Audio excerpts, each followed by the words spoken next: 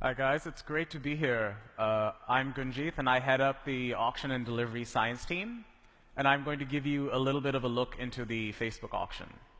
Obviously a lot of details are proprietary, so I feel a little bit like someone talking about, I feel a little bit like a politician answering questions about a scandal, in that half the meaningful answers will be, I can't comment, I can't comment, I can't comment. But I can do more for you than nothing, and so there's some light that I can definitely shed. The auction is the means by which we answer two very important questions that determine your performance. The first is who gets to see your ads, and the second is when they do, how much do you pay for the privilege? And thus, the auction is the medium by which everyone here competes with each other. And we decide who gets to show an impression and to whom. So let's go into some details of how the auction is run. I'm going to assume Facebook is the first thing you guys check in the morning, because that's what I do. So I wake up, turn off my alarm, check my feed. I trigger what's known in our backend as a feed load action. At that second, within 100 milliseconds or so, we need to decide whether to show you an ad and which ad to show you. And we hold what's called a Vickery Clark Groves auction, which I won't expound too much on. But we gather all the ads that meet your targeting specs. We rank them by their eCPM bid, and we find the winner, and we run a pricing algorithm to calculate the prices, and we insert it into the feed. This sounds very, very complex, and it is. But majorly what we're going to focus on is how do you extract the most value from this process? Because there will always be parts that are hidden, and there will be parts that we can share. So a simplified example, let's assume that you have happy, bashful, sneezy, and grumpy, 4 advertisers bidding for clicks in our system. Admittedly, these are very expensive bids for clicks, but bear with me.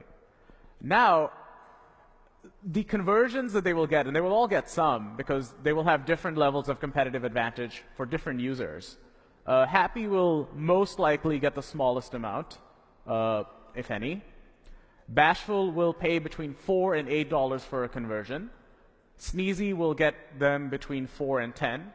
And Grumpy, who is far ahead of the pack, will win the most volume, but most importantly, will not be paying some absurd amount. And this is a hallmark of the VCG auction, that you only pay what it takes to displace your competition and not a penny more.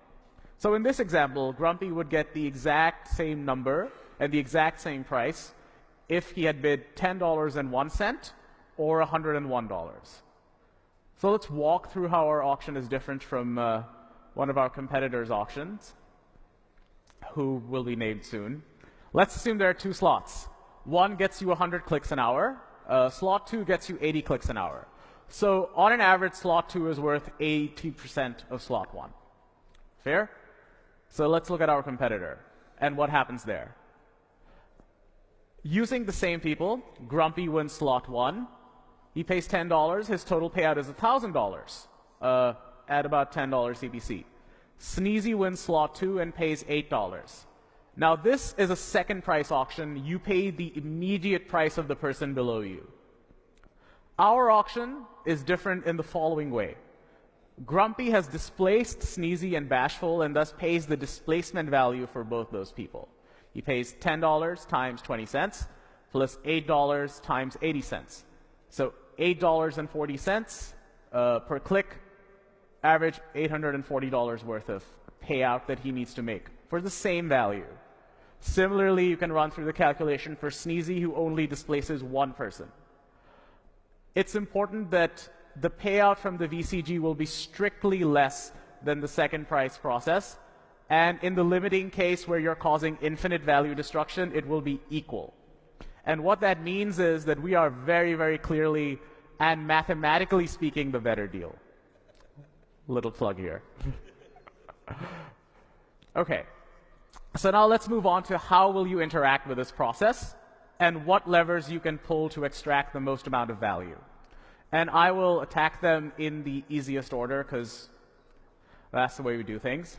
Targeting and bidding are relatively easy to improve. Targeting especially so. If you are showing ads to people that you should not be, and you are going way too broad, then that's something that's fixable in one day with one click. Bidding is a little bit more complex because you need to first quantify a value. Then you need to know for which segment is this bid too high, for which segment is it too low, and for which segment should you not build any at all. For creative, and TT will talk in much more detail about creative only, it's not just that we don't exactly know a priori what's good and bad. We can't quantify the attractiveness of an image that mathematically. But even that isn't enough. You need a good process for replacing images when creative fatigue sets in. So creative is more about a process than it is about art, which TT will speak in more detail right after me. All right, so let's look into targeting and bidding. In targeting, you only answer the binary question. Is this person worth it for me or not? And in bidding, you bid for an objective. We have lots of different bid objectives, as I'm sure everyone in this room is familiar with. You have mobile app installs, reach, clicks, offsite conversions. But that is some objective that we as Facebook will optimize for, given the constraints that you provide us. And how do we do so? So let's take it two cases. I think most of the people in this room will fall in the latter half, but if you exactly know how much an impression is worth to you, then that is the bid that we will insert straight into our auction. And then we will deliver the most impressions given a certain budget, and we will be indifferent to any actions that people take after they're shown that, whether they're clicks, website conversions, mobile app installs, anything. But the more interesting category, which I think everyone here falls into, is you don't exactly know how much an impression is worth, but you do know how much an event is worth. And thus, we have to infer from a cost per install, or a cost per conversion, or a cost per click, how much an impression to a particular person is worth at a particular time. And it's important to note that our auction is conducted on a CPM basis because that's what we sell. We can't guarantee clicks or installs. We can only guarantee a chance to see an impression. So we will infer this from various features. These are just some of them, but in reality, of course, we have millions. Facebook has a surprising amount of information that we can use to infer what the conversion rate of a person on an ad is. And from there, we will infer. Let's take an example of how this calculation is walked through. I'm going to rep the lean-in interest because, you know, we're the company of lean-in. But let's look at the table. You have 2 ads that bid on likes, 2 ads that bid on clicks, and 1 ad that bids on an install. For each of those, you have the corresponding probability that we have estimated of an impression leading to the event that you care about. And thus, from here, we infer an impression value. In this example, the mobile app install bid works out to be much, much higher based on the rarity of the event and the bid of the event, and thus this one is the winner. In truth, I have rarely seen a mobile app install that has a 2% impression to install rate, but for the purposes of ease, we'll stick with that. So the takeaways to remember from the auction, and this is what we should focus on, not what sophisticated optimization algorithms we use, what mathematical way we use them, how do we balance between customer value, advertiser value, and engagement. All those things are things that we have to care about. The best way that we can serve our developing partner community is to show you how to extract the maximum value from our auction. So a few takeaways. Whom you will deliver to depends on the bid type that you use, because different people have different levels of propensity for different actions. So our goal is to make every impression count, so whatever bid type you give us, that is what we will wind up optimizing for. So if you ask for conversions, we'll be indifferent to everything else other than conversions and optimize to get you the cheapest conversions. The second thing is, since we optimize for the objective, it is very important to have an objective that has a tight correlation with the end goal that you care about. And that's not always possible to be perfect, but it should be meaningful and it should at least be directionally correct. Because lots of objectives depend on downstream actions that you can't put in our optimization loop, but you do need to come up with a reliable proxy if you can't. And often, clicks are a pretty poor proxy. And if your goal is in-store sales, topical, given the time, then website clicks or page likes are a relatively poor proxy. I said on the measurement team, and we have done study after study to show that the correlation is poor, if any, and in some cases it's actually anti-correlated. I'm going to spend a little bit of time going into pacing. How many of you have had this problem, that you test something on Facebook with about a $100 budget, you get a fantastic ROI, and then when you scale it up to, say, $10,000, you get an ROI that is much more middling and average? How many people have seen that happen? So that happens because of our pacing system. We can spend any budget you give us, and we can spend it incredibly quickly. We have 1.5 billion people.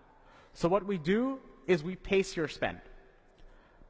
Mathematically, we optimize so that you're giving the minimum bid possible. You're bidding the minimum amount possible to satisfy your budget amid your targeting spec. So if you're targeting, let's say, everyone in the US with a $100 budget and a $5 CPC bid, we can satisfy $100 on the US with much less than a $5 CPC bid. We can satisfy it probably with 1 cent or 2 cents. But when you go further and scale it up to 100,000, that 2 cent bid is not the bid that goes into our system. It will be much, much closer to your maximum bid. And the reason is that we don't want to do a disservice to anyone just because they're setting a low budget. We want to do right by everyone and deliver the maximum amount of value. And we consider every budget, every dollar that anyone gives Facebook through a budget to be an optimization problem. How can we spend your money the most efficient way possible? And thus, a best practice for interacting with our budgeting system is to set honest budgets and bid. Because if you do not, the only real person that you will harm is yourself. Relevance score is another way with which you can judge the quality of your creative, but you can also do so in the context of your targeting. So relevance score is a relative metric and tells you what your relative decile is among all the auctions that you're competing with if everyone were given the same bid. So it dissociates the effect of your bid from the effect of your creative and targeting. And thus, it's a good way for you to know the quality of your ad stripped of bid. And it's also a good way to know creative fatigue if you see relevance score decaying over time, which will again be important into the creative process and how often you should swap out creative given a targeting spec. So to summarize, whom you deliver to depends upon the bid type that you use. That bid type should be linked to an objective that is meaningfully correlated with whatever end objective you're goaled on.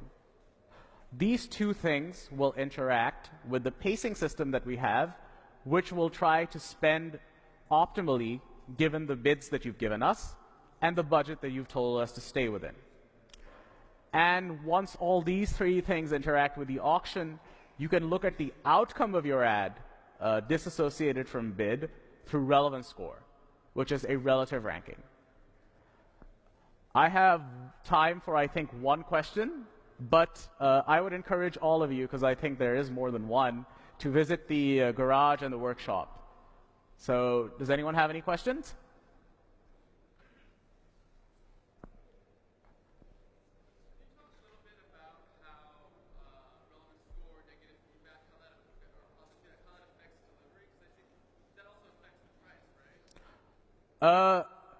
So the question was, how does relevance score affect delivery and price? So relevance score is strictly an outcome metric of the auction. It is not an input. I think this confusion comes from a quality score or propensity score that one of our competitors uses. But you should look at relevance score more like a GPA of your ad, and as a feedback on how your ad would normally rank if it weren't for your bid. So negative feedback does bring down relevance score, in the sense that if your ad is getting a lot of negative feedback, we penalize negative feedback quite heavily. We consider it very dilutive to our ecosystem. So that will bring down your relevance score, which will further bring down your performance and affect your delivery. How that affects the price that you pay, I'm not quite sure, because it changes the mix of people that you go to. So it has a second order effect on the price that you pay. But you don't pay more just because you have a relevance score that is poorer, at least not directly. Now, a poor relevance score may be an indicator of poor conversion rates, so on an implied basis, you may pay more. Does that answer your question? Yeah, I think I can talk more about. All right, thanks. So I'm going to introduce TT, who is going to talk about creative and how to optimize for creative specifically. So thank you. It's been a pleasure.